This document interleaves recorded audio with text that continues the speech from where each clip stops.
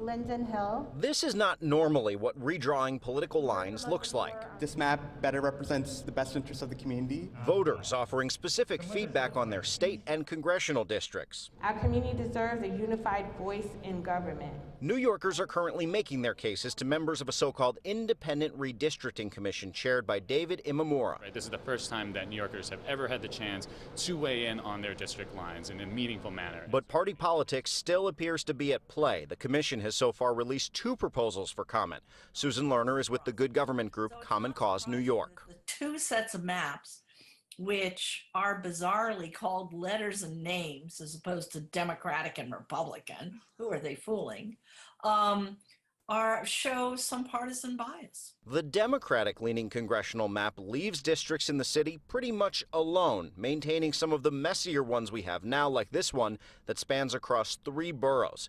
And Long Island, a traditional Republican stronghold, would become more competitive under the plan by creating longer districts like this one.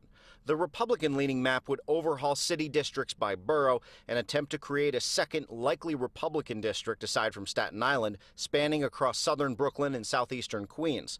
Upstate, which lost most population according to the census, would be reworked, creating more competitive districts like this one encompassing Syracuse.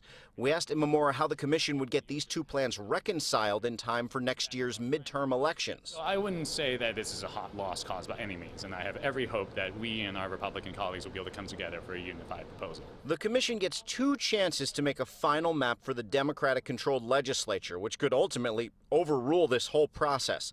But generally, what's happening in deep blue New York is at least attempting to be more fair to voters than what's happening in states like Ohio and Texas. Those states have created highly partisan maps dividing cities and communities of color through a process called gerrymandering, designed to give the GOP huge advantages in those states. Michael Lee with the Brennan Center's Democracy Project says the temptation may be for Democrats in states like New York to ignore the commission and respond. I think that's a real danger and perhaps a weakness in the way that this commission was designed, because it's not completely free of political entanglements. It's only partially free, and you still depend on the good will and graces of the legislature and the governor.